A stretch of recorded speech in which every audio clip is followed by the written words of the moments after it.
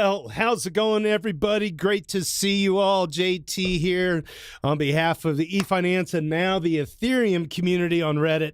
And thanks to the EVMavericks once again for hosting yet another happy hour for this day, December 13th, 2024. Happy hour number 90. Give us a thumbs up, smash a bell, and most importantly, let's get a big hello from Megan Knab from Franklin what is it, Franklin? I keep saying it wrong. Franklin Payroll. Franklin Payroll, yeah. Awesome. It is so good to have you on the show. Finally, I think it's only taken us 90 episodes. Guys, you wouldn't believe how busy her calendar is. We kept pushing it back, starting around 60, week 60, came to week 61. We've been working really hard to get Megan here, and now she's with us. Thanks so much for joining today. Oh my gosh, it's an honor. Thank you so much for having me. Okay, cool. Well, before we dive in with Megan, the Weekly Doots live stream is all about showcasing the best of the week from the Ethfinance community on Reddit, soon to be on our Ethereum.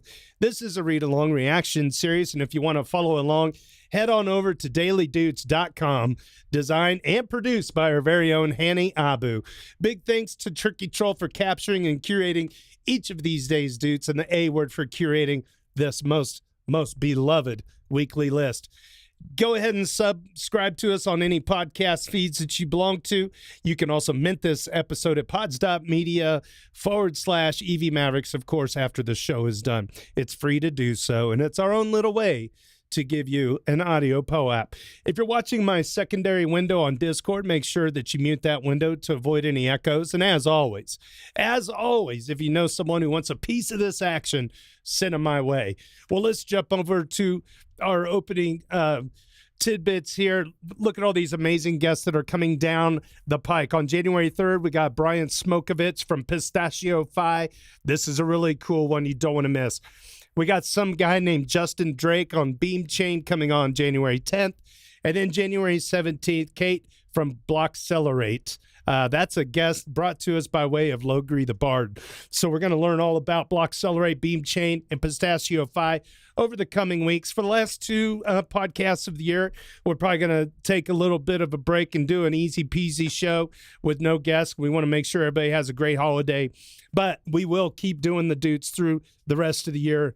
And as of January 1st, it looks like we're going to be heading over to our Ethereum. It looks like the people in Ethfinance have voted overwhelmingly. 95% approval rating so far.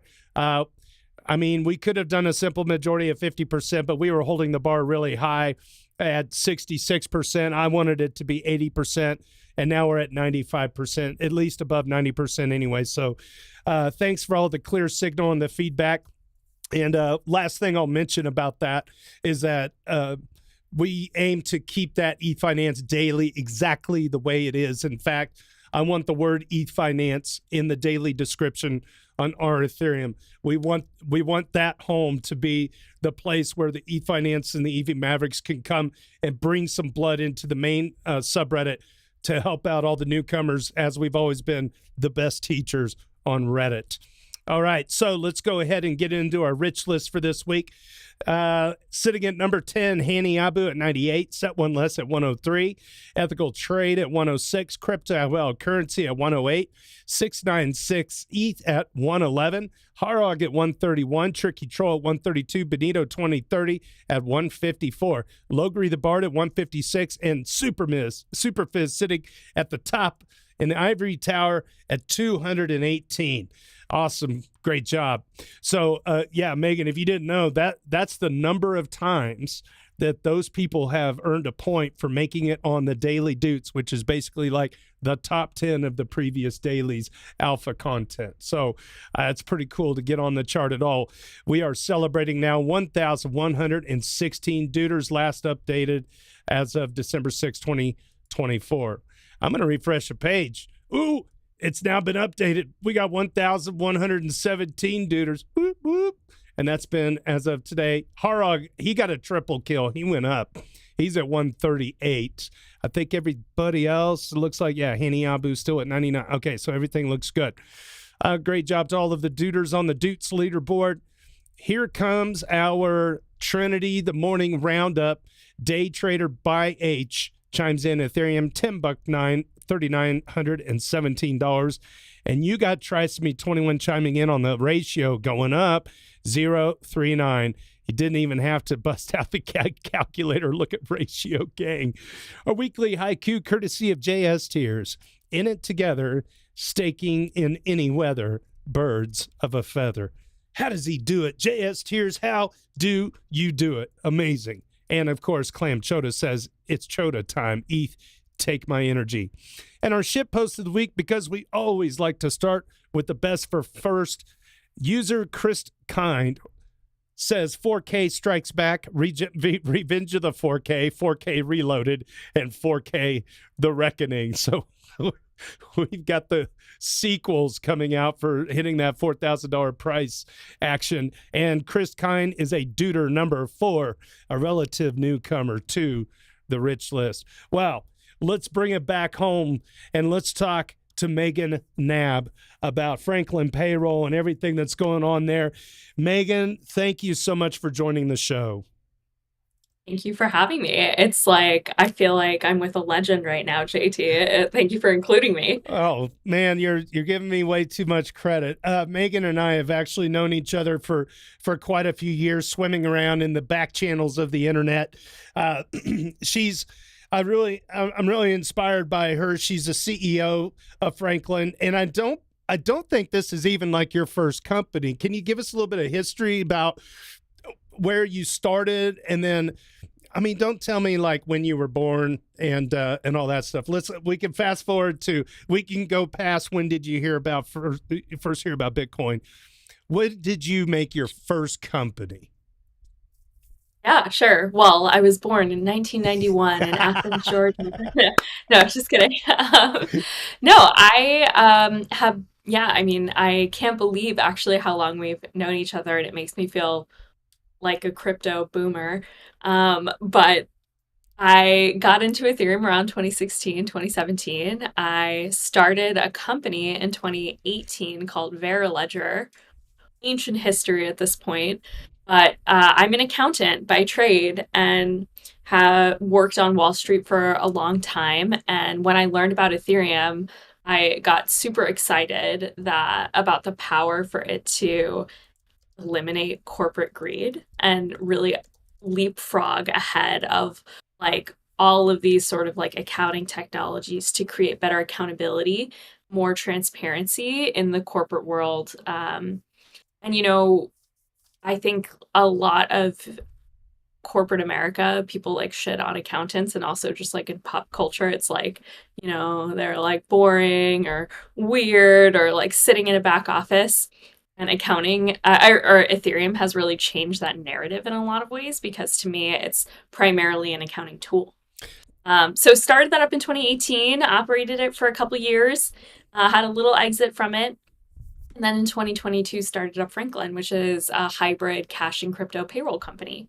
So I feel like I've known you, JT. You've seen kind of the like ups and downs from when I from when I first started getting into Ethereum. Yeah, I mean, look at me. It's like I'm 27 years old. It's been that's what the cycles do. Yeah, I'm looking. I'm filling in the cracks with some putty after all the stress. Well, I'm going to ask you, like from an accounting perspective. Okay, so like you just said, accountants are sometimes viewed as like the back room kind of types that are just kind of running the sausage at the factory. Did you feel like Ethereum kind of made your line of work an art form for the first time? Did it make it more expressive? Did it make your tooling more exciting to work with? Yeah, I mean, I think that anybody who's worked in accounting would not qualify it as an art form. Uh, but in a lot of ways, I think what's cool about it is that it sort of like shifts the power dynamics that exist between a business front office and a business back office. So, in like these large financial services firms, which is sort of like where I grew up in professionally, right? There is sort of like a hierarchy of like who's important. who is like annoying or like seemed, looked at as kind of like a kind of like bottleneck in the business. Mm. And I think that like the idea that accounting can be on chain, can be open source, can be accountable, has actually like really shifted that power dynamic between front office and back office. So you get some So I'm still pretty, expressiveness there. Yeah, go ahead. Sorry. yeah, I mean, I think like I was just gonna start like railing against like, the man, but like in the Do it. last like 6, 10 years, there have been so many cases of like pretty significant sort of like accounting fraud or accounting mismanagement that has a real impact when you zoom out on our economy, at least in the United States, like from a macro perspective. Big companies restating their financial statements, whistleblowers talking about sort of like unsavory like booking of entries, like all this like nitty gritty shit that people like, who haven't studied accounting or don't really care, like it does have an impact. Um, and that's what I'm really excited about Ethereum. It's what first got me like super excited about it. And I'm still like operating in my like little niche over here in the payroll space. But I think like as, even just in the last like 3 years, seeing how Ethereum has penetrated the kind of mindsets of different people like at Ernst and Young, for example, Paul Brody, a good buddy of ours, Good right? buddy. Like his sort of like mentality of trying to bring more of these like sort of corporate infrastructures onto public chains. It's so exciting. We're right at the beginning of it, and like, yeah, I mean, who knows what's gonna happen, but it'll be really, really great to see. So, on the subject of banks and institutions and like payroll, you guys kind of sit in between the person, the company, and the banks, right? So, do you feel like, and I like to read what Caitlin Long says about crypto and banking and whatnot. Do you feel like we are starting to move into an era where it's possible for the payroll community and developers like yourselves to have less friction and more ramps that you'll be able to interface with? Do you think that that's starting to open up or will open up in the future? What are the other bottlenecks or concerns that you have with growing your business? Yeah, yeah. Well, let me like tell you a little bit about the payroll industry. It lives in the 1980s still. Okay. If you log into something like ADP or Paychex, these like big companies in the United States, it's like you're transported back in time 30 or 40 years. So, uh, for somebody who's actually at a company like operating payroll, like you're in the accounting department, you're a CFO of a small startup, it's kind of like a bizarre, weird, like duality that you live in. You're building a tech company, you're building a consulting company, you're thinking about the future and how technologies will change our world, and yet you're operating your business using this old ass infrastructure that is insufficient for the world that we live in today. Um, it's kind of exciting to me, like from a market perspective. We, like as a payroll company, you work with corporations, you work with end users too, like the workers who get paid, employees, contractors, that kind of thing. In the United States, too, so much of our economy flows through a paycheck. Mm. Uh, our taxes, our health care, our retirement benefits. If you get divorced, if you have child support payments, if you have like multiple jobs, all of the center point of all of that is really the paycheck. And depending on where you work, depending on who you work for, it's like an extremely complicated thing that sits under the hood of generating a paycheck. Mm-hmm. And so for me, being like a little bit more like crypto native than like probably 99% of the payroll industry, the idea of using stablecoins to facilitate payments as an alternative to our traditional financial system is like so exciting. There are so many complex payment arrangements that take place under the hood of a payroll system between that payroll software and a bank, and between you and your bank and receiving a direct deposit. And it's super inefficient. It's extremely expensive. It's also very costly if a company gets it wrong. Um, talking like criminal, Yeah. criminally liable if you like are not appropriately paying your workers. And so it is like to me as like, you know, sitting where I sit from my like narrow perspective as like an accountant who's interested in crypto, interested in digital assets, interested in public accounting and open source accounting, it just seems like an obvious place to inject digital assets, public chains to be able to solve a lot of these kinds of inefficiencies that exist. So Megan Knapp from Franklin Payroll here. So I have you been presenting at traditional accounting and payroll types of conventions? What has the response been? Are those people starting to tap into you for consultation? Do you feel like there's a growing need to get ahead of a curve on this? Is there an appetite of bringing things on chain? What's your experience been within your industry? Yeah, 100%. You know, I'll walk into like a payroll trade conference and be the youngest person there by like 30 years, which is really saying something because I'm in my mid 30s. So I'm like not that young. But there is certainly like a generational divide that is like we are at the precipice of it changing in the payroll industry. It is not a very diverse industry. Yeah. Um, and you know, a lot of the times we find ourselves kind of being like the weird crypto kid in the corner.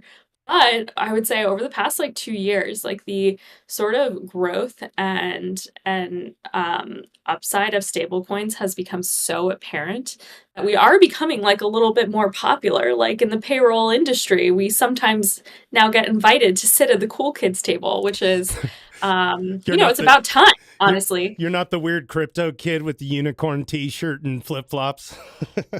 I mean, we're still that, but you know, it's becoming that kind of culture is becoming more interesting. Um, but yeah, you know, I think like there are a lot of these like massive companies, like the biggest payroll company in the US, for example, is a company called ADP. You know, they still have like mainframes that they're operating. Like they've been around for 80 years. For Yeah. them, like being able to adopt new technologies is not easy. And Yeah. you go through like a lot of bureaucratic infrastructure. You know, you know, you sit through meetings where you're reviewing a bunch of sort of like social policies before you even get to like the business of the day.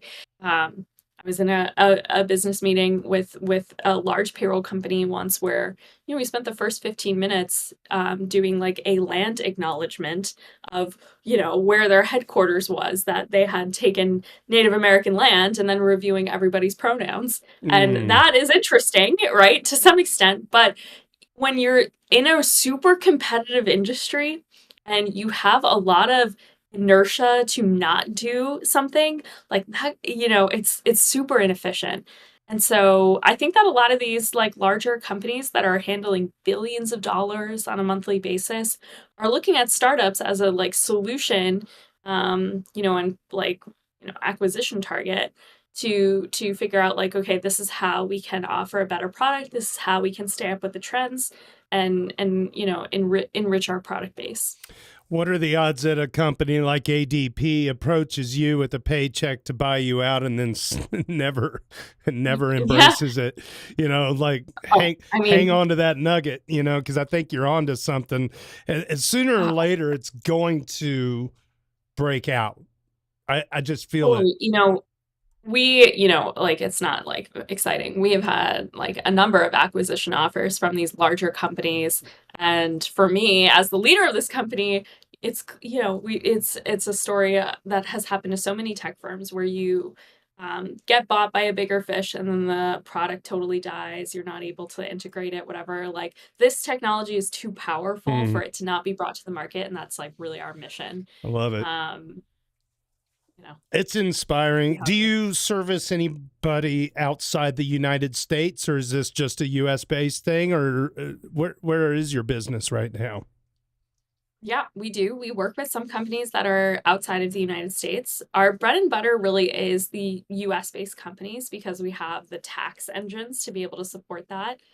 But for companies that are looking to do international remittances using stable coins, like that's a nice, easy use case for us. Mm.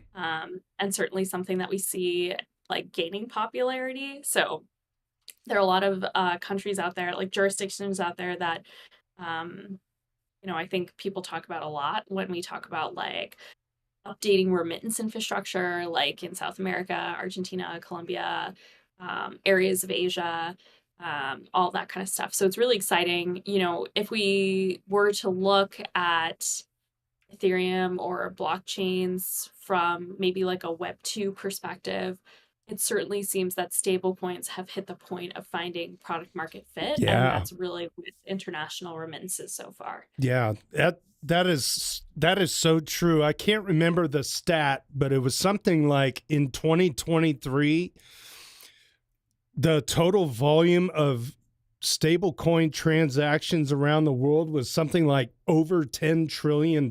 Somebody in the chat could fact check me on that. But just that, money in, money out, and just being passed around, over $10 trillion were moved.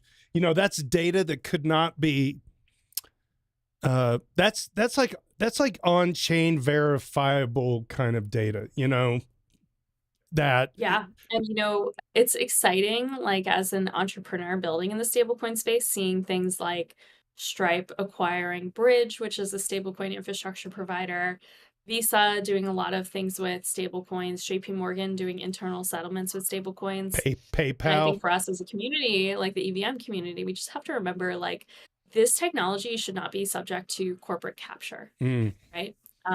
Which, whatever, I'm running a small corporation, right? But a lot of this, the data is open source.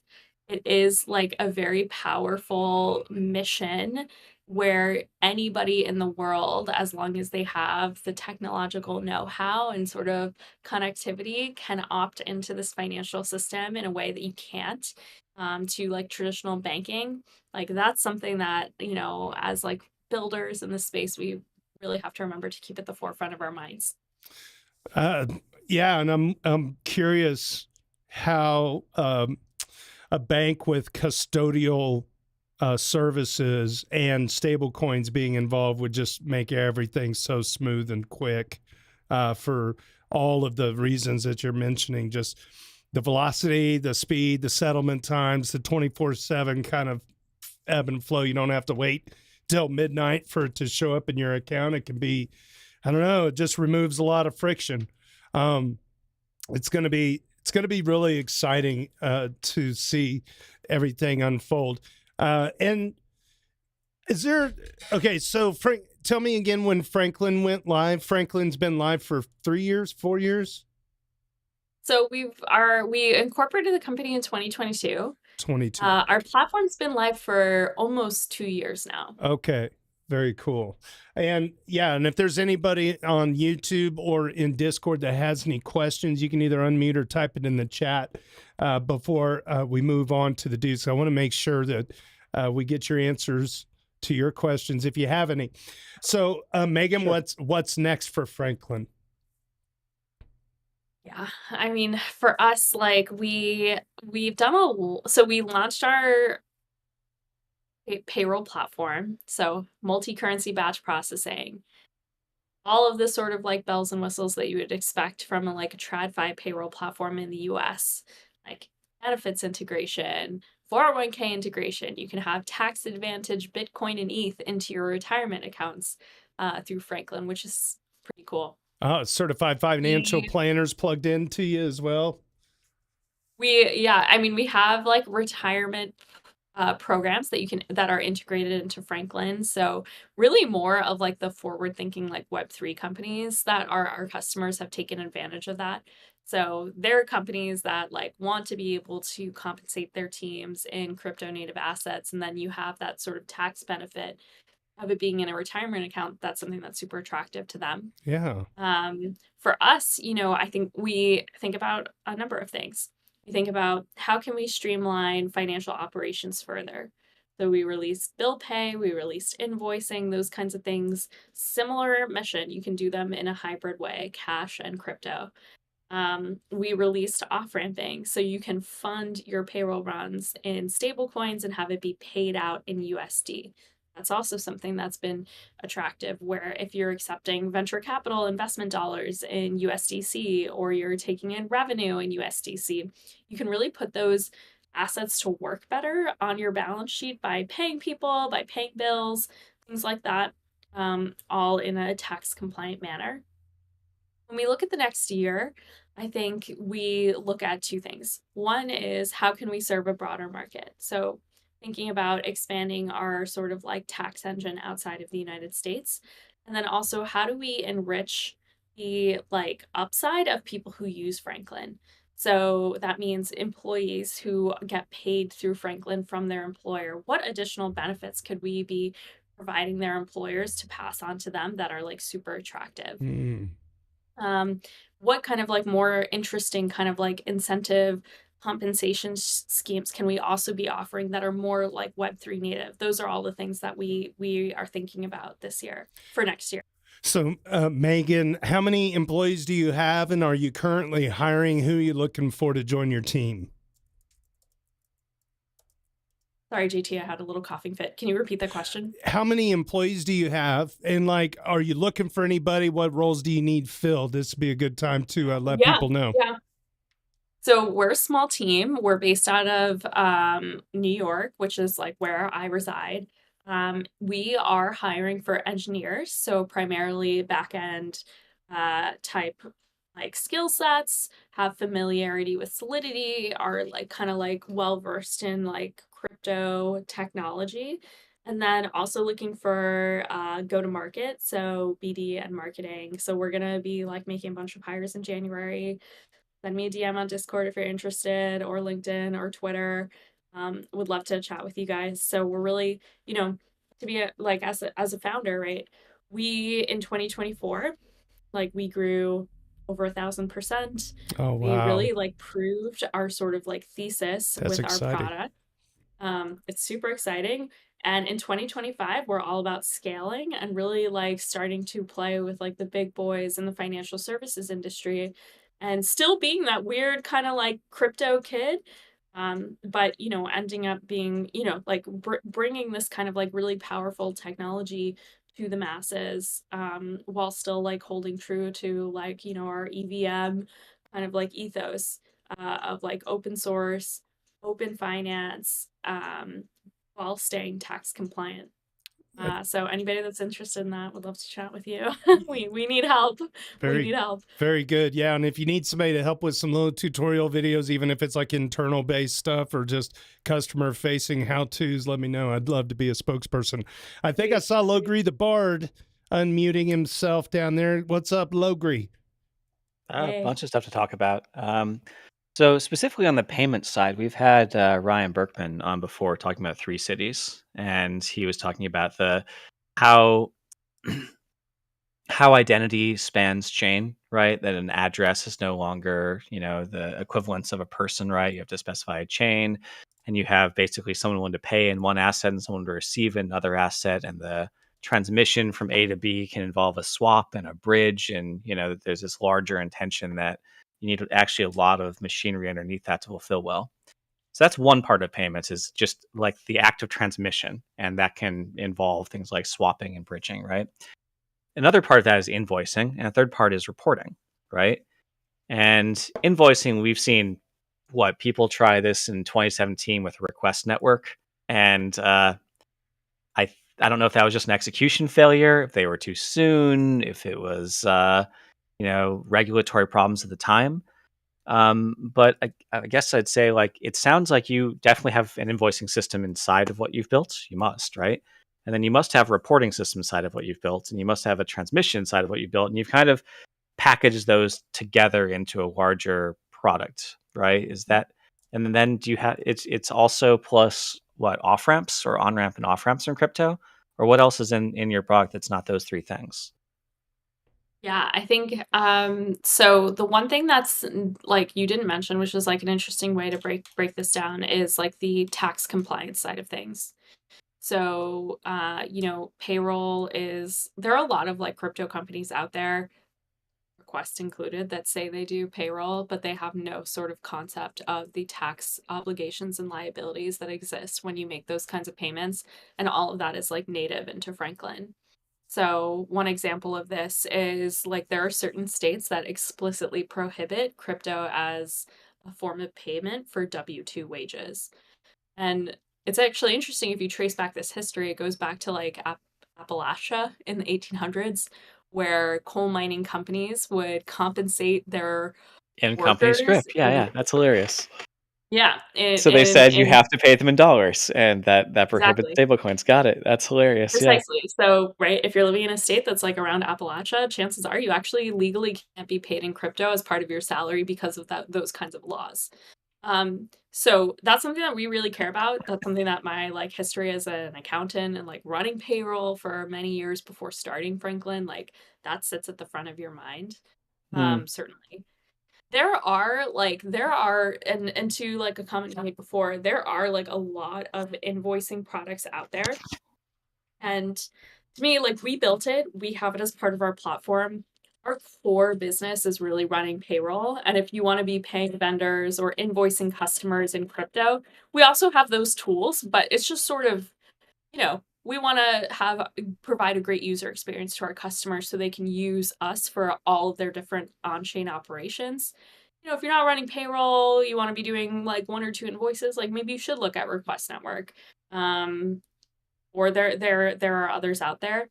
When I think about like that space specifically, that is sort of like outside of the tax compliant, like tax consideration context that you have to have, is like, what is the moat? Like, what is interesting about it? Moving stablecoins from A to B, it's kind of commoditized, right? Do you have like a nice like website sitting on top of a Gnosis multisig that makes it a little bit easier for you to send transactions? That's cool. Like it's not that interesting to me.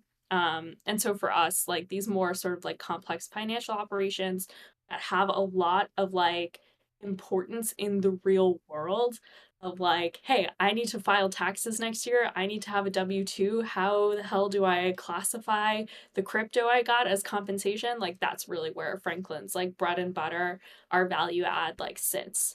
So recapping that a bit. So in addition to the 3 that I mentioned, you have something like tax withholding, and that requires an interface with various governments. So it's kind of like an RWA style integration or bridge, right? That says, okay, you're getting paid, and now we need to start interacting with an entity that's off chain in a way that makes this compliant and legal, right? And so that in the same way that you'd have to have an RWA type of integration to do a mortgage or to do a treasury bill or whatever, right? There are these off-chain institutions, and you've written an interface that connects the blockchain to them so that you can live your life and basically get paid without going to jail. I mean, that's like a really interesting way to describe it. I have never really thought of it that way, but I guess it makes sense in that way. I think like what the nuance is there is like what is off chain and what is on chain and like where does that kind of exist, right? There's like no way for any government agency that I'm aware of right now to just consume on chain data, right? So we have to pull that info, standardize it, add Web2 context, like your federal EIN number, like your company name, like somebody's social security number, right? And then send that to whatever local, state, federal agency that we're interacting with. So is that an RWA? Probably not. Like I think we're probably a long way away from that. And some state websites could use a lot of updating and help with so like you have to be interacting in the Web2 compliant world, in at least 50 states, right? And so there's going to be a big legal apparatus to solving basically that polymorphism, right? That the form that you have to supply for each of the states, every state's going to have their website for filing the state taxes, right? And then if you want to go international, you multiply that problem even more, right? Things like address fields start to look very funky when you get out of the US compared to the somewhat standard that we have, right? So that is quite a lift on the legal side to try and do what you're doing compared to Request Network, which is probably why they never tried to do it, right? But that's clearly a moat, as you said. That's clearly a value add if you're willing and able to tackle that challenge. Yeah, and I think Other thing to note there, Logos, is like, it is like a kind of like solved problem in the Web 2 space. And so it's not like rocket science, right? We just need to marry the Web 2 kind of like connectivity to the Web 3 primitives and like advantages I of wouldn't say like it's digital rocket assets that science, we but have. they would like the people that have solved that would like that to be a trade secret. They would like to have Yeah, that 100%. knowledge retained within their company. They don't want it leaking to you. So you have to attract the talent that has that know-how, I and you completely. have to and rebuild an internal org that has a better culture than these kind of dinosaurs that are want to stay in the 80s and don't want to move because all risk is, like actual risk of them going to jail, right? Any small Yeah. change they make, they say, what's the reward function, right? And they're not rewarded for trying to get out of the 80s, right? They're rewarded for keeping it running without any issue ever. And any change that you're going to make in those systems is going to be a risk. But if we want to overhaul the world for the better, we have to be able to support change. And so it's up to someone like you to try and disrupt an incumbent by bringing a better technology stack, right? Yeah, I mean Um, that I really vibe with that, and I could like double click into all of this. But one example of that I might like offer is in the United States, there are like two tax calculators that all payroll companies use, like 99% of payroll companies use, and they're owned by these massive like other payroll incumbents. Hmm. And so it's weird, like payroll companies have to pay this massive premium to purchase their database that, by the way, sucks. You have to download it via like CSV, right? Like one Jeez. of them just released an API this summer and like, wow. But like in reality, tax code, like income tax and unemployment tax information, all this stuff is open source. The problem is that it's decentralized, right? Like it comes in unstructured data. There are over 1,000 data sources that you have to pull from. And being able to like pull, standardize, calculate that data, that's kind of cool. And like maybe it should be open sourced. And like maybe that's something that we're working on. So yeah, no, I feel no, like no there needs to spoilers, be. right? Yeah. I, Maybe working on it, but until we release it, we're totally, project code name Elrond or something, right? Yeah, Um, exactly.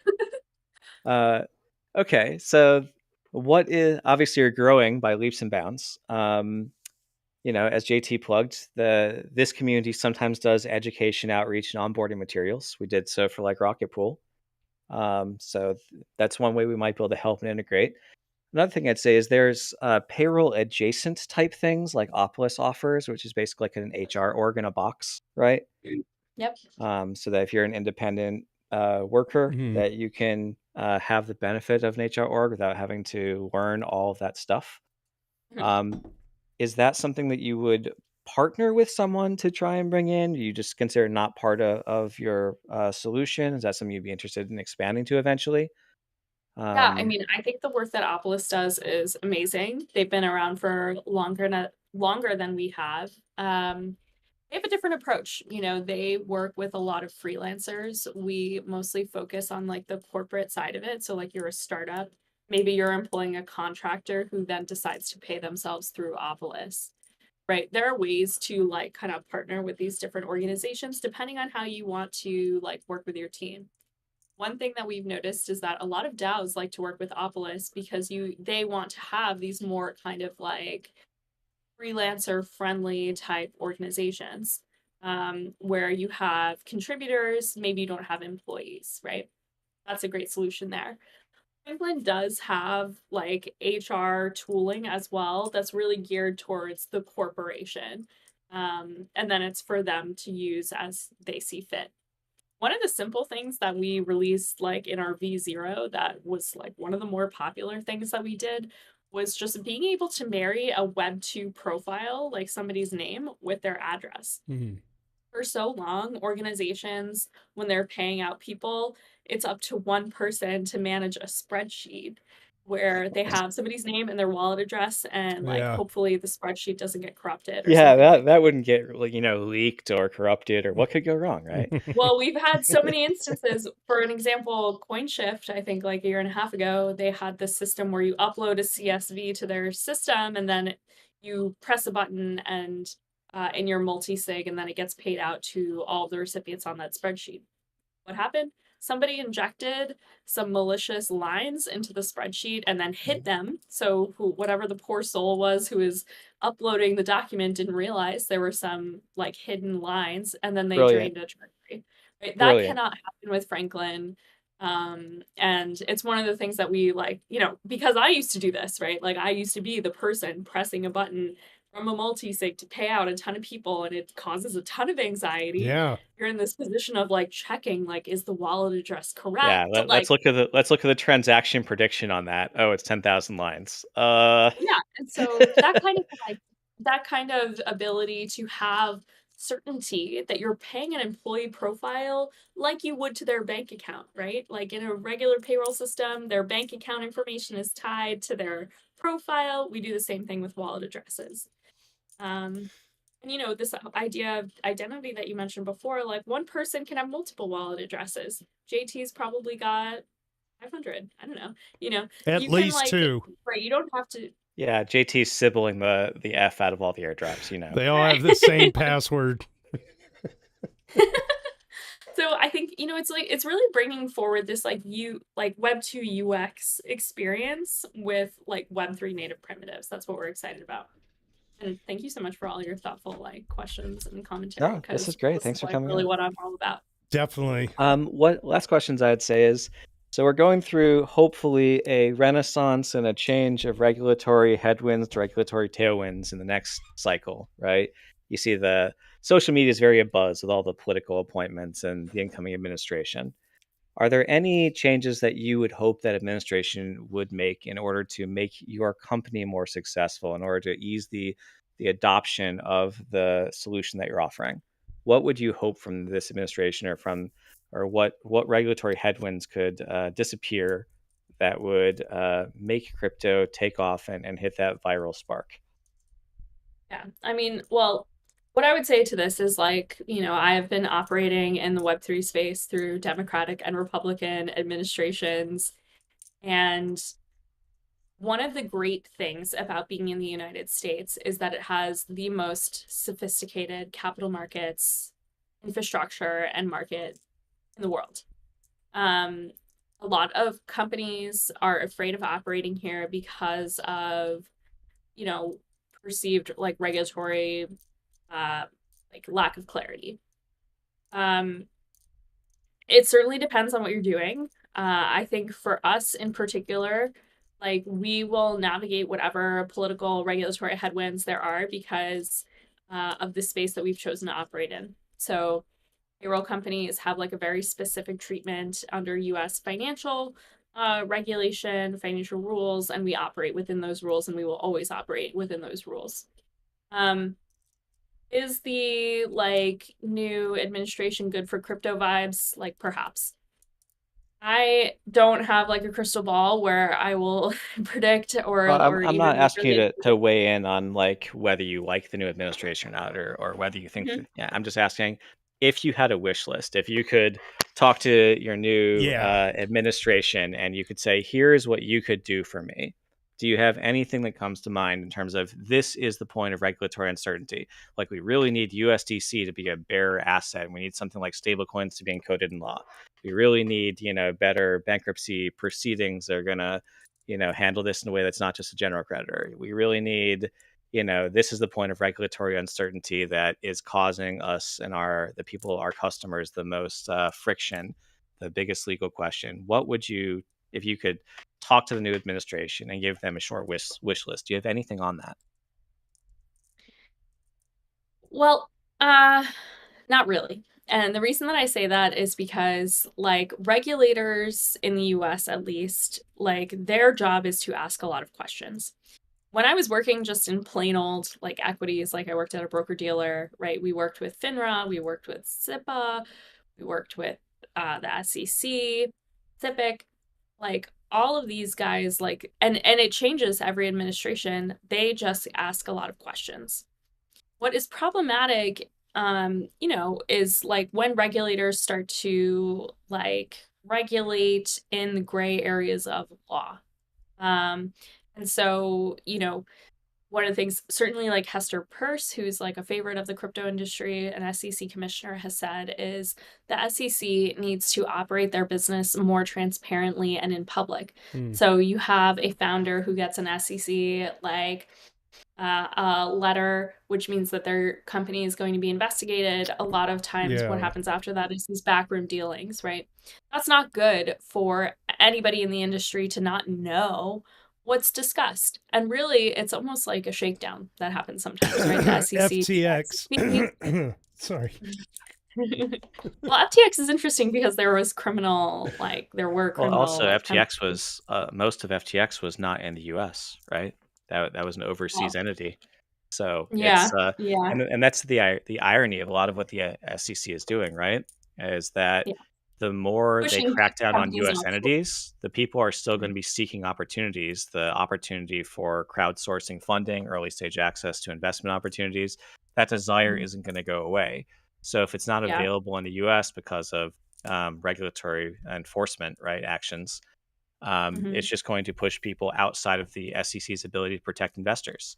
So it's actually driving people into higher risk, and it's actually hurting investors to do that, which is 100% counter to their mission statement. They're actually undermining their own, not just their own authority, not just their own credibility. They're undermining their own mission if their goal was to actually protect investors, because the desire to have access to early stage opportunities and the crowdsource funding is never going to go away. Yeah, I mean, I think even like if we just zoom out and look outside of the crypto industry, right, the accreditation rules, right, this is obviously like leaves out a large part of the market who is not uninformed, right? And so there were some rules that took place, I think maybe 3 years ago, that said, okay, if you work at a broker dealer, you have specialized knowledge in equities, you can actually be an accredited investor. You don't have to meet the minimum very, very high income thresholds. So yeah, I mean, I think that's true. Like there's some like low-hanging fruits that like if I were running economic policy for the United States, like if that's the hat that we're putting on here, I would say when dominance of the US dollar is actually like a national security thing, right? Stable coins that are pegged to the US dollar, USDC, USDT even, right? Like these are enhancing the dominance of the US economy globally. Like we should embrace that rather than fight it. And yeah, maybe there's some areas of tension that need to be kind of like figured out between like issuance and monetary supply. Like I'm down with that. You know, like I think like there are real issues in our like governance structure in Congress where you have people like who are elected that are clearly insider trading off of insider information that are not held accountable because it's a free market and they're allowed they set the laws. So of course, held accountable by what, right? They decide what accountability means, right? Yeah. I mean, there's so many things to double click on here. I think, you know, generally, like, there's some, like, regulatory premium you have to accept as an entrepreneur in the United States. Like, this is the most sophisticated capital markets infrastructure. You're gonna get, like, looked at eventually, and you should be operating your company to such a standard that, like, that is actually something that's welcome, and that can be an educational experience for a regulator rather than something that you're afraid that's going to land you in jail. Like Franklin has never gotten anything. Like maybe one day we will, and like I welcome that opportunity to be able to talk more about like how we comply with U.S. regulations, but we just are using digital assets in some instances, and that's perfectly fine. Megan, I'm going to call it now. Within 10 years, you'll testify in front of Congress. Well, hopefully EVMavericks will be tuned into it. So. I'm not even joking. You're such a leader in your own industry that you're the 1%. Just it's not the 1% they expected, and I continue to hope that nothing but the best for Franklin. And I'll say this to you. I don't know. Correct me if I'm wrong, but you probably get tired of people in the crypto industry or abroad that are looking at you as a woman and they're saying as a woman, you know, it's like, no, you've been building companies since most of these crypto degens were in diapers, and you're a real freaking force of nature out there. And I'm glad you're finding JT. That's not nice. I'm so like happy for you that you really found your lane, and just keep leaning into it. And just keep us updated. We want to talk to you again. Is there Oh my anything gosh, that, thank you so that much comes for to mind letting for me you be here. that the EVMavericks could do to help? Like I said, I think education onboarding comes to mind for me, but other than saying, "Hey, here's some visibility," let's talk. I try to find something with each of the guests that we could get involved in and build bridges. Oh, yeah, awesome. No, it's so fun to like chat with you guys and stuff. So like I'm around and would love to chat more and like really appreciate this community. And like as we build companies and stuff like that, like we just, need to like remember the ethos and like what's actually important and transformative about this tech and like build with that at the forefront. So Well, um my favorite to ask you is we're gonna be apparently merging over to the Ethereum subreddit. yeah, So if you could come in the month of January and post once a week or something, and just no help to problem. set a new cultural stage there, right? I'm gonna ask that of everyone that I think has a lot of influence or has a lot of knowledge in this space, is to come by and just help us set a new culture there to, make Ethereum great again. Yeah, it's a merge. It's a make Ethereum Reddit genuinely excellent. That's what I've been Fair putting enough. on the T-shirts So and the bumper if you stickers. if you can find 15 minutes a week, come by and post and just engage. Professor Strangelove in the chat says, I'm gonna post to the moon every day in the daily." Merge. I accept that. Yep. Okay. Well, Megan, if you've got time to hang out with us for a little bit, we're going to move on to the Doots. And if you can't, just give us an Irish goodbye and we will bid you farewell. But we're going to jump right into the Doots. Unless you have something else you want to share, I do want to say that the website for Franklin Payroll is hellofranklin.co. And it looks like you guys just joined the Circle Alliance program, USDC stablecoin, all kinds of adventures there on the website. If you have a company or know a company that wants to move their payroll over to a Web3 native solution, or at least a Web2, Web3 hybrid solution, Megan is your gal. Awesome. Yeah, no, I'll hang around. Thank you so much for having me, guys. I really appreciate the conversation and like let's chat more. Awesome. Thank you. See, Nixo's in the audience today. Good to see you, Nixo. All right, here we go. dailydoots.com. Here we go. Fire it up if you want to read along. Otherwise, let's get started. User Bermanskates explains the beam chain to us. So Bermanskates, I'm going to say your name wrong, but Duder number 5. I think a lot of the skepticism might have been due to time constraints for the presentation. It was just 30 minutes to unpack a lot. I like to imagine the beam chain proposal as another Schelling point for Ethereum, where the community can get as excited for it as it was during the merge. It is an ambitious and accelerationist effort focused on a subset of the Ethereum roadmap. And yes, I am beam-pilled. But I would like to hear the drawbacks to it. There are 2 other talks where he explains the beam chain in more details here, and those links are available. They are worth watching if you're interested and miss them. If you prefer to read, I'll try to summarize them below. The TLDR, you are not bullish enough. In the DevCon presentation, there was a slide where it showed the transition from proof of work to proof of stake and now to zero knowledge. In other videos, Justin Drake, also going to be on the podcast in January, expands and says it should be more accurately called proof of stake plus plus. Seeing that it's still proof of stake, but it will also make use of snarks. And he argues we should. Number 1, snarkify it all in Ethereum from consensus to EVM. By snarkifying it, any entity which consumes the Ethereum chain can do it with extremely low resources by verifying a single proof and syncing to the tip of the chain. This would make sure we wouldn't have any further dependency on Infura and other centralizing forces. Number 2, enshrine the snarkification of Ethereum within itself. Well, WTF is that? There will be a ZK EVM precompile, where if you want to launch a ZK rollup, you'll only need a single line of code, and you won't need to worry about bugs nor governance to enact changes whenever the EVM changes. It'll be reflected immediately on the precompile after any changes to the EVM. Previously, we had execution sharding, which be limited to 64 up to 1024 shards, and each shard would have its own state and grow independently, asynchronously. Now, there will be synchronous programmable execution sharding. These programs can deploy as many EVMs as they want, which would further increase the horizontal scaling of layer 1. These shards can also increase gas limit arbitrarily high because validators that verify state transition functions within the EVM only need to verify the snark proofs. Synchronous programmable execution sharding allows Ethereum to be maximally simple and provide building blocks that people can build around however they like, commoditizing VM, or the virtual machine, which allows L2s to have custom sequencers, governance, and fee tokens, and any other infrastructure that they may want to experiment with. Now is the part I really didn't fully grasp.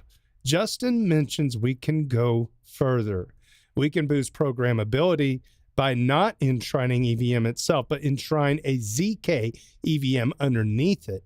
Instead of a ZK EVM precompile, we have a ZK RISC V precompile. The EVM would be a RISC V program bytecode, which is interpreted in real time by the native VM of the RISC V.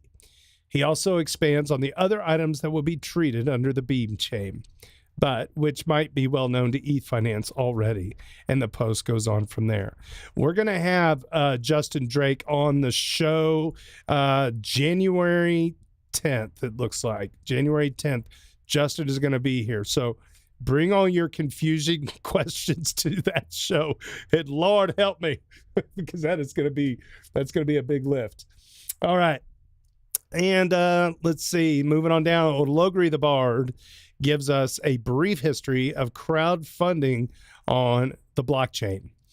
A brief history of crowdfunding on the blockchain. The OJ killer use case for blockchains once we got permissionless transactions solved was crowdfunding. There's just a lot of money globally that would like access to early stage opportunities and blockchains due to no KYC. Allow that money to access them, no matter how harebrained the scheme may be. The first manifestations of this back in 2015 were ICOs like Ethereum itself.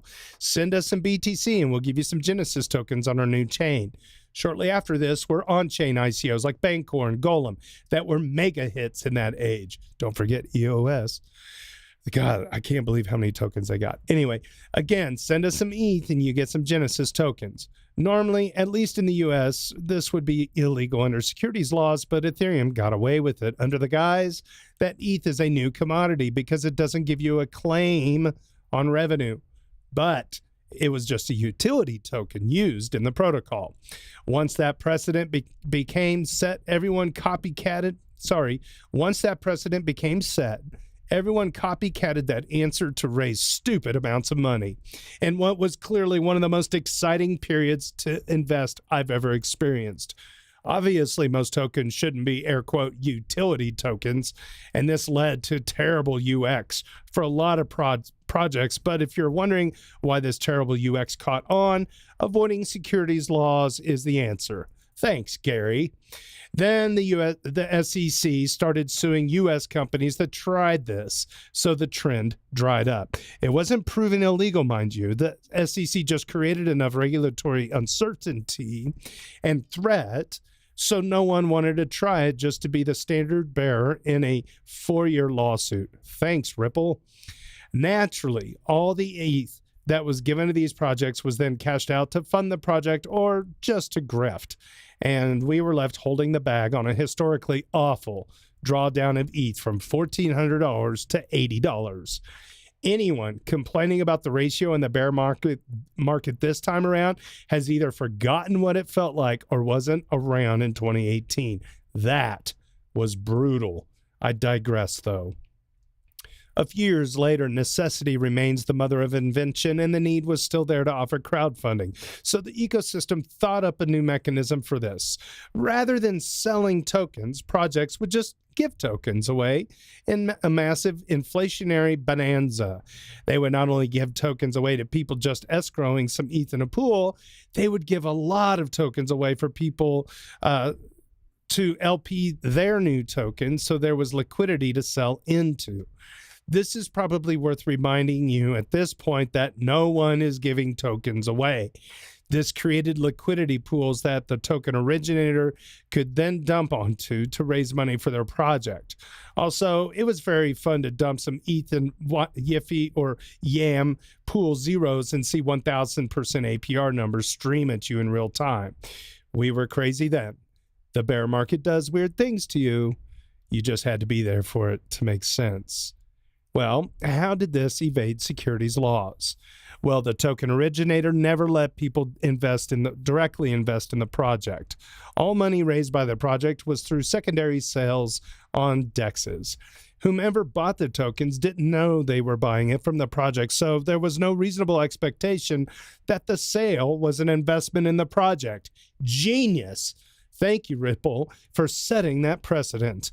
Naturally, all of the tokens powering themselves using this inflationary model debased themselves down like 99% from the top. Investors got burned as devaluation of the token value was even higher than the ridiculous APR these pools promised. And eventually, everyone wisened up to the fact that inflation is not profit. So the trend dried up. So a few years pass, and once again, the demand for crowdfunding was never going to go away. And so the ecosystem thought up an even stupider way of accomplishing this. You see, VCs had invested a lot in the past 4 years during the vacuum of viable crowdfunding strategies, and they wanted a good way to cash out, but they couldn't have the company they invested in getting sued for securities violations by the SEC. So once again, they gave the token away. This time, though, they were going to airdrop it rather than make you farm it. No inflation. So people weren't scared of it, but nonetheless, retail were going to get dumped on by VCs. The VCs would recoup more than their initial investment, even if the project then died at this stage. So everyone was happy except some people who bought YT tokens, you degens, or bought the token that the VCs then dumped on. Most of these projects were so early stage, they barely had a functioning product. Looking at you, Eigen. Or were things like LRTs, where there isn't even a plan to build a project. And so what have we learned from all of this is that there is a demand for crowdfunding, and that isn't going away no matter what the SEC does. Projects are going to Kickstart, GoFundMe, launch meme coins, brazenly violate SEC desires, but base their company outside the U.S. legal reach, etc. And people are going to invest in those projects no matter how scammy the fundraising mechanism is, because that is just human nature. And the technology fundamentally enables it in an unstoppable way. Every attempt by the SEC to stop crowdfunding has just led to less honest mechanisms for doing so. It's actively hurting investors. Of all these approaches, ICOs were the most fundamentally honest, and I hope we bring them back. Banning ICOs does not stop crowdfunding. It just makes the mechanisms for it less honest and drives innovation overseas. That said, there are a variety of changes I would suggest for how we do ICOs to add better price discovery mechanisms that I'll write about in another post. Tricky Troll, you should write about the current landscape of grant and retroactive funding for non-token projects. Great job, Logri. Well done. Thank you. Any commentary from Megan? Our guest. Going I think it's interesting defending ICOs. There is, I think it's like interesting, like this idea that crowdfunding exists no matter what, and ICOs are actually like an okay vehicle for that. I would definitely change how we do them, right? I would stage them in series. I would have something closer to a Dutch auction rather than a static price. I would add like KPIs and, transparency, and when later funds will be released, they'd add governance over the release of the later stage tokens. There's things I would do to add accountability and to reduce grift. I think there's like something here which is just like fundamentally like what makes the token valuable, and like, is the token valuable because of its like crowdsourced funding method, or is it valuable because it actually like wraps the value of something into a more easily tradable way? And I don't know, you know, like that I hope the TBD. token's valuable because it's ultimately represents some type of stake in underlying project of that has itself some value, right? So you go to something like Well, Wi-Fi and they that have would their be, baby program, they're doing buybacks, and the token should be valuable because it's backed by the revenue of Wi-Fi. yeah, I Um, mean, it's like an equity, right? yeah, so That's just like my opinion as like a TradFi person, but I think yeah, it's these interesting. these are basically equities, securities, or but a securities is a securities contract. It includes an investment in the project or the company, and we have structured things in a way to make them legally not securities contracts. But the most honest way of approaching this is still crowdfunding. We have a bunch of people creating a pool of money in order to build something or to fund the building of something, pay devs and whatnot, and they hope that that thing will have actual value and will generate returns and eventually come back and make the money. So I think most of the people investing in ICOs were hoping to make money not just on tulips, but that they were investing in something that would have lasting value. I mean, maybe not all the people, of course, but I remember in my day and age, I was hoping that like Request would become something big. I was hoping that like Amixigo would become something big. uh, Funfair, oh my go. Funfair would become something big. I got out of that one in profit, but anyway, um, I would change things to prevent the grift. But the fundamental idea that I just want to raise money for a project, so I'm going to sell you something that has a claim on the eventual money from that project seems more transparent, right? Seems more honest, seems less complicated than I'm going to stand up this like massive inflationary scheme where I'm going to collect a bunch of points and farm user engagement and then, dump early and often with my VCs, right? I'd rather just be more transparent and simpler and then add rules and add culture around preventing the grift. Yeah, I Excellent. mean, would you say all those tokens should be like wrapped in like a Reg D offering or like Reg CF or something? That's what I would say there. Like, you know, there's some like reality that has to exist that meshes like Web 2 and Yeah, Web 3. but the And SEC says come in and register, and it's like on the registration form is an address, and like what's the yeah, address of the token, right? They don't mean the chain address, right? So the registration rules for that need to be overhauled, or you go the complete opposite direction, which is, you know what? There are SEC certified securities, like there are organic certified fruits, and you can sell non-SEC certified securities. That's fine. You just can't sell them on SEC like policed brokers, right? So you can't list it on Fidelity until it is an SEC registered security, and that would take it from a illegal by default posture to legal by default posture. And if people want to stay in the safe zone, they can do so. But it would remove the enforcement sort of aspect, the overhang, the sort of Damocles from the industry. So you can either go down the make the Reg D sort of registration process viable and easy to do for these tokens, and have some like grace period, immunity where you're launching something new and it has to become sufficiently decentralized within X years or something. Or it can go the other way of just saying, you know what, you don't have to register at the SEC at all. You can sell to U.S. customers, but you just can't go on SEC licensed exchanges until you register at the SEC and follow all their reporting requirements. we should do like a separate episode debate ICOs. Should they what regulatory framework should they fall under, if any, or like how should you think about registering it? I'd be happy to nerd out with that. That'd be that for a fun. while. Well, it But- is kind of trending on crypto Twitters that ICOs are going to come back, like it would be good to have a nice debate. I'm wondering who else we could panel. Hackathon. ICOs are the 90s headbands of like the 2020s. So, yeah. 90s headbands. I love it. Hey, if we can recycle FUD about like China banning ETH, I want to recycle, ICOs. They can make a comeback. It's like, my baggy pants from the 90s. It's cool. It's cool again, guys. All right. I'm going to keep moving down the list. I got family photos in 50 minutes, and if I'm late getting to that, I'll never hear the end of it. Let's see here. We got user Harog discusses his move to signal for an increased gas limit, and user Austin ST questions the extra date we need to make the right call regarding gas limit changes. Let me adjust something real quick. I just noticed my head's all cut off on this screen. Boy, it's all screwed up. All right.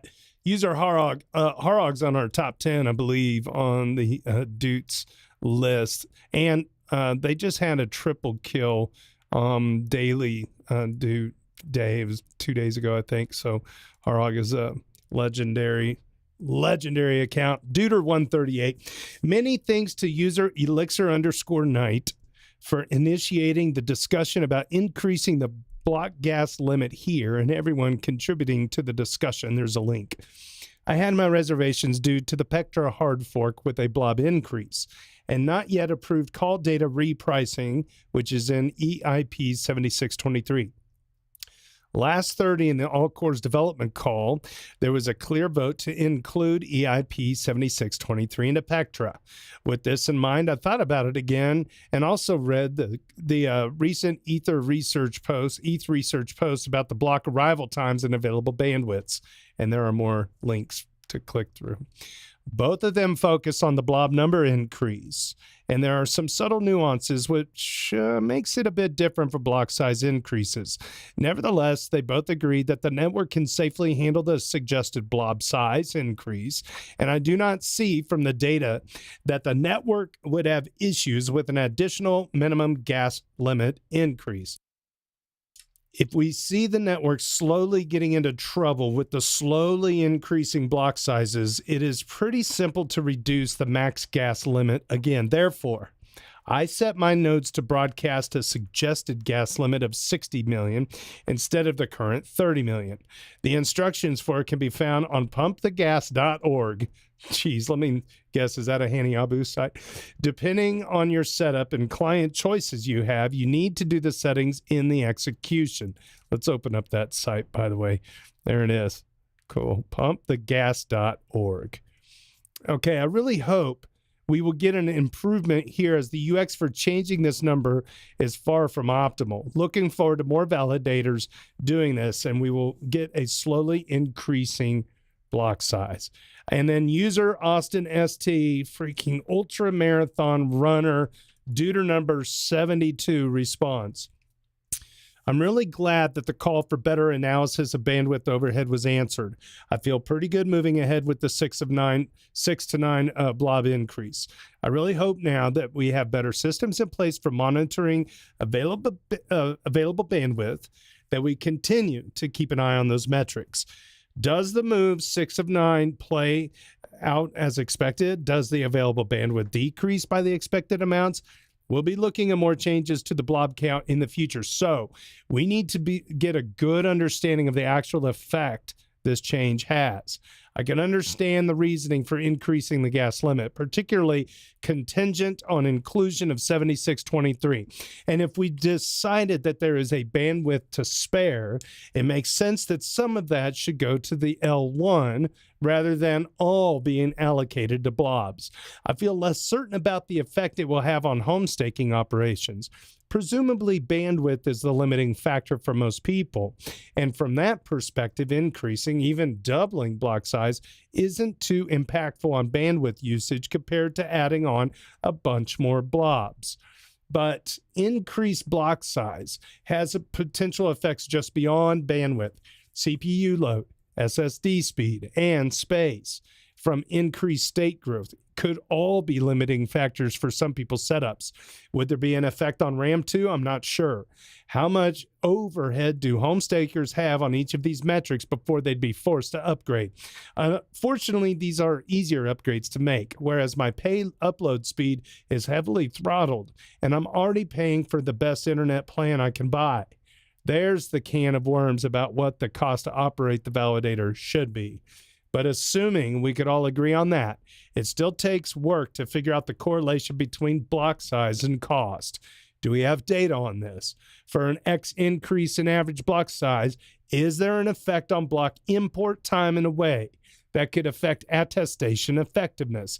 Which CPUs and SSDs become non-viable? And how does this affect the minimum cost to run a validator? Or maybe the answer is that bandwidth is the only limiting factor, and there are zero other problems. That would be great, but do we know that's the case? I'm happy to support a blob increase with the data now to support it, but I feel like I need to be convinced that the gas limit increase is also justified, and I just haven't seen that yet. That's Austin ST and Harog duking it out on Ethfinance. Two legends, great contributors. Thanks so much. Okay, Bergman Scasey. I'm just going to say it that way. Bergman Scasey. You're double weekly dooted, Bergman Scasey. Great job. Relative newcomer to the Doots list as well. Explains a potential security issue if we up the gas limit immediately. And user Lops21 covers clients upping the gas limit to a safe level.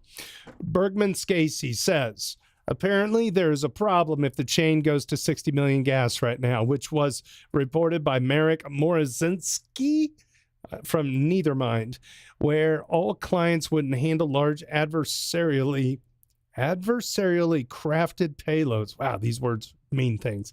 A 20% bump to 36 million is considered safe. Devs are actively working on a fix for it. There's 2 links to x.com. In case you haven't heard, the first one says, in case you haven't heard, there's an actual security problem. Okay, and the next one says, clients will communicate this clearly and openly in the coming days. In short, worst case, uncompressed block with a gas limit of about 42 million gas would not be importable by any client. Worst case scenario leads to a full liveness attack on the network. Holy crap, don't do that. User Lops21 responds on Reddit. Let's look up the Lops21 score as a duder number 8. Neithermind and Aragon are increasing default gas limit to 36 million, and there is a jethub.com link, and Besu will be doing so soon, according to x.com. All right, very good. Good reporting, y'all. User Turkey Troll making it on the weekly updates us on his pivot into working in Web3. Hey, all. I just thought I'd give you all an update with where I'm at regarding Web3 employment after DevCon. As some of you may know, I've been involved with some smaller part-time projects lately, primarily in the grants ecosystem.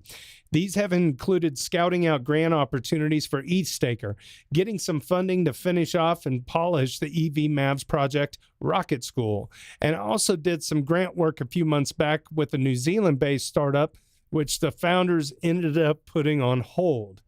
Then at DevCon, having chatted with a few people in the grants ecosystem, I had an idea to create a website that displayed a comprehensive list of ecosystem grants with a brief synopsis of who they're for, criteria, funds available, etc., since everyone I talked to at that point thought it was a good idea and was unaware of any existing platforms doing this. After 2 days of planning on how to execute on this, in literally the closing hours of DevCon, I met someone who already had done this and 10 times better than I've been able to do it. It was a bit demoralizing after planning so much for my own project, but they gave me some people to contact to see if they're looking for to hire. And since then, I've been in discussions with people.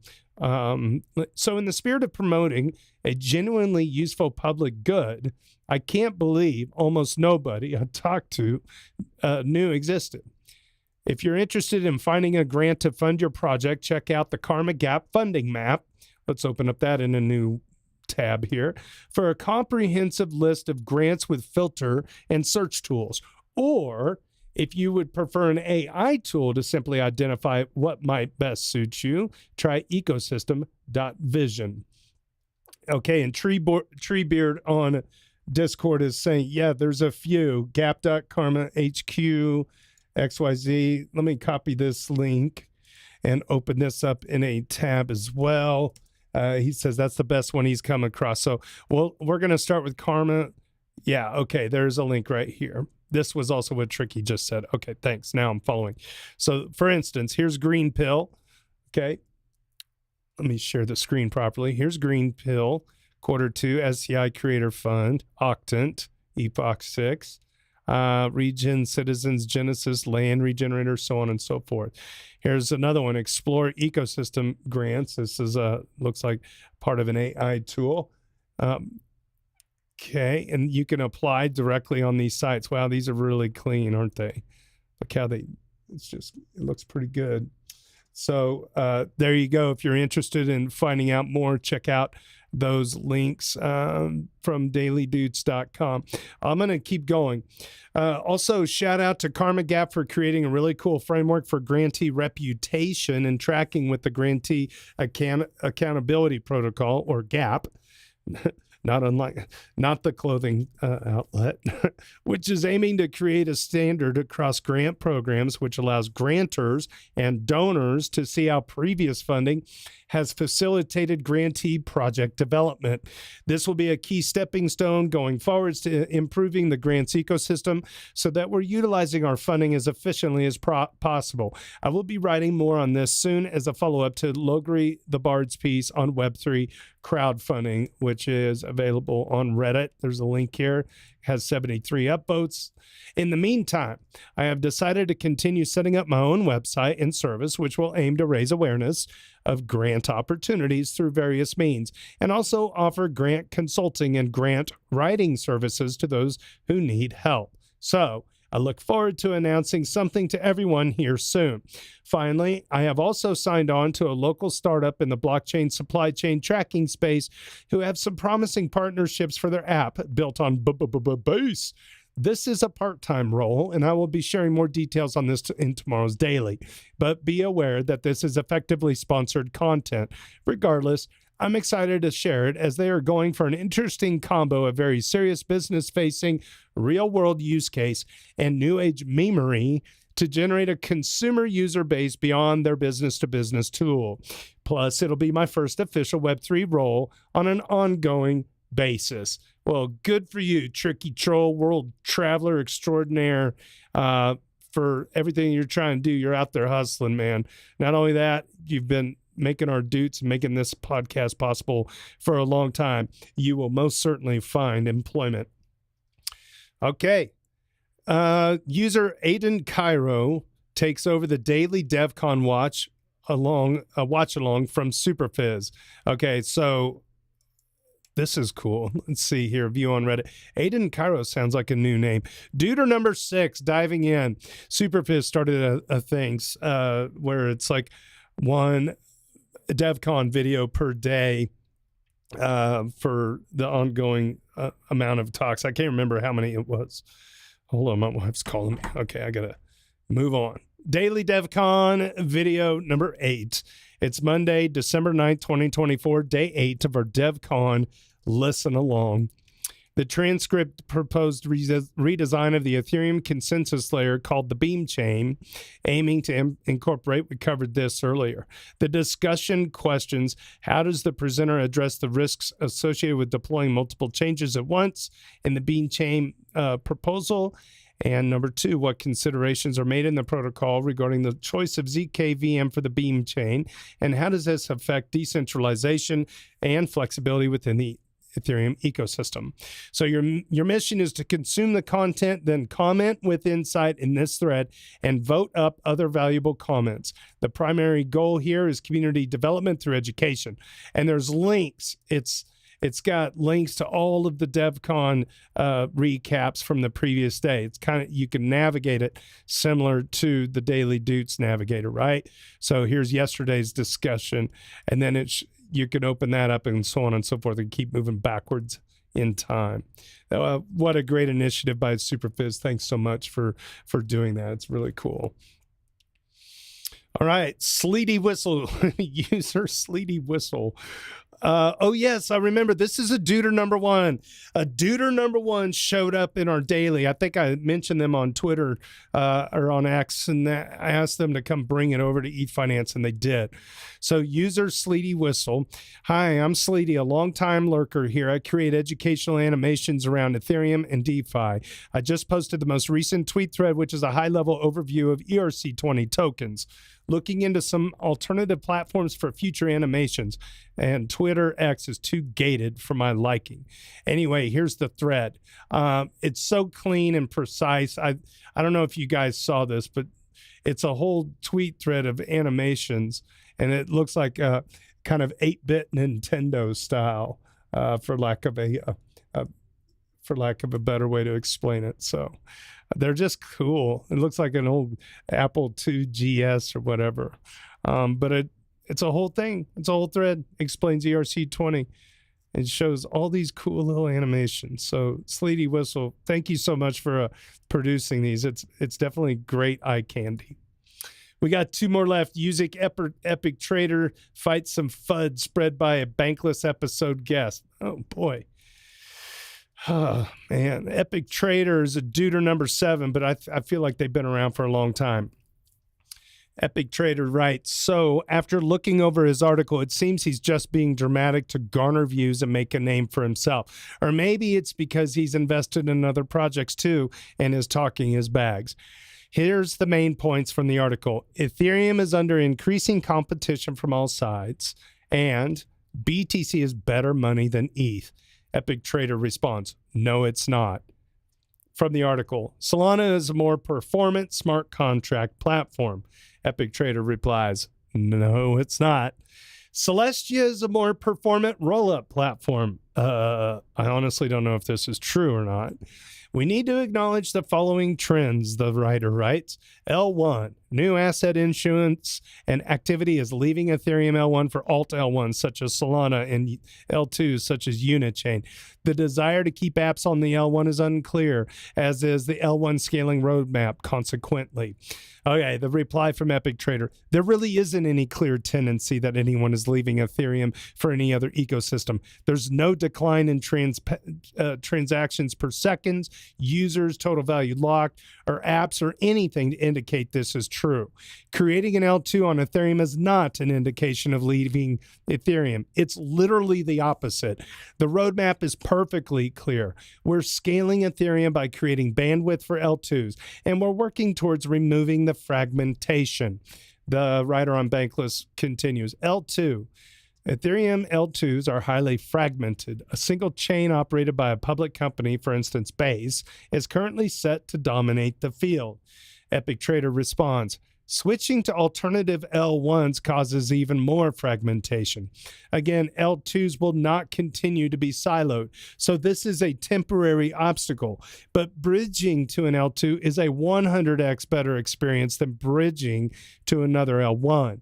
Also, it is way too early to propose that Base is going to be the L2 winner, or that there isn't room for hundreds of L2s. The writer continues, ETH. There is ongoing disagreement over ETH's role. Is it money? Is it value capture?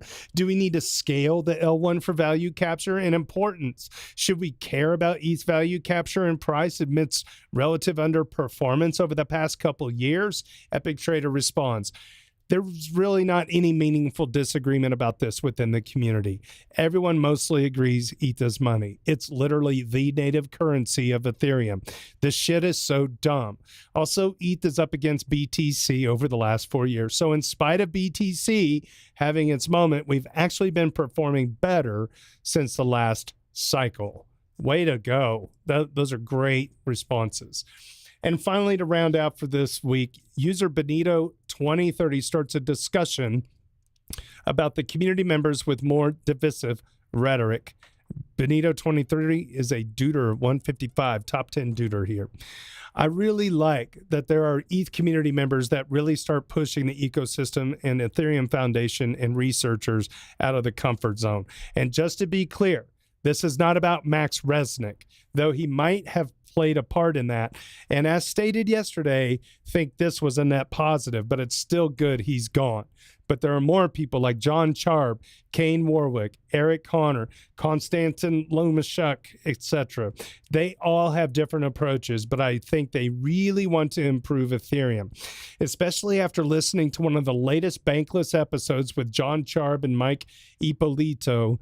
I have to change my opinion about him. I don't agree with everything he is saying, but I also think that with more context, his thoughts aren't just so far off. Just one example. First, he says, quote, we, the layer one, have to complete with Solana execution, unquote, which I think is likely wrong. But later he says, quote, we don't have to copy Solana, but we need 60 million gas, cut block times from 12 to 8, and later to 4 seconds. This is something I can get behind, mostly because I believe we have to because of the path of dependency, as in we shouldn't risk to be right long-term, but lose on the short term and become Cosmos 2.0, both in a design, but also economic and relevance sense. I think this three fronts wartime, peacetime meta is spot on and likely needs more pragmatism, which is even more fascinating since some years ago, the ETH people were the pragmatic ones. Remember the Vitalik Convex blog? But apparently, with each new generation, this changes, at least on a relative basis. Great job, Benito 2030, rounding out for this week's Doots. All right, well, thanks for subbing and smashing the bells around here. Stick around after the live stream because we continue the party in the hotel lobby on Discord for a bonus hour of popcorn. It's a great place to let loose when the parents aren't watching on YouTube. Hi, Mom. On behalf of Ethfinance and now our Ethereum and the EVMavericks DAO, my name is JT. Cheers and big hugs.